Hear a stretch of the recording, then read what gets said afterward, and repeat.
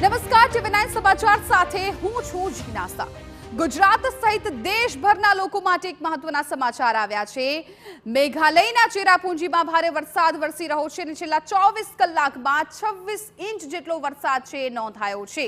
ભારે વરસાદ થતા રસ્તા પર ફરી વળ્યા છે પાણી, પરંતુ આ વચ્ચે ગુજરાત સહિત દેશભરના ખેડૂતો માટે હવે આતુરતાનો અંત આવ્યો છે, કેમ કે કેરળમાં સત્તાવાર રીતે ચોમાસાની ધમાકેદાર એન્ટ્રી થઈ ગઈ છે। ગુજરાતમાં 15 જૂન સુધીમાં ચોમાસાનો વિધિવત પ્રારંભ થઈ શકે છે।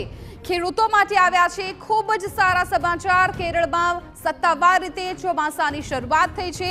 પહેલીવાર કેરળ સહિત પૂર્વોત્તરમાં એક સાથે ચોમાસું પહોંચ્યું છે। 108% વરસાદ રહેવાનું પણ અનુમાન છે। સમય કરતા આ વખતે ચોમાસું છે થોડું વહેલું બેઠું છે।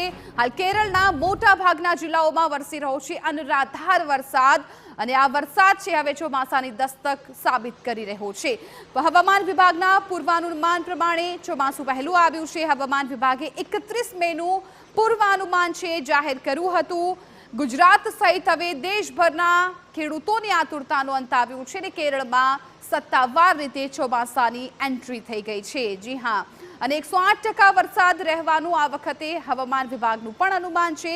ગુજરાતની વાત કરવામાં આવે તો 15 જૂન સુધીમાં વિધિવત રીતે ગુજરાતમાં ચોમાસાનો પ્રારંભ થઈ જશે। ખેડૂતો માટે આ ખૂબ મોટા અને સારા સમાચાર, જે ચોમાસાની તેઓ કાગડોળે રાહ જોતા હોય છે। પોતાના પાકને એક નવું જીવનદાન મળતું હોય છે ચોમાસા દરમિયાન, અને હવે આતુરતાનો અંત આવ્યો છે। કેરળમાં સત્તાવાર રીતે ચોમાસાની એન્ટ્રી થઈ ગઈ છે।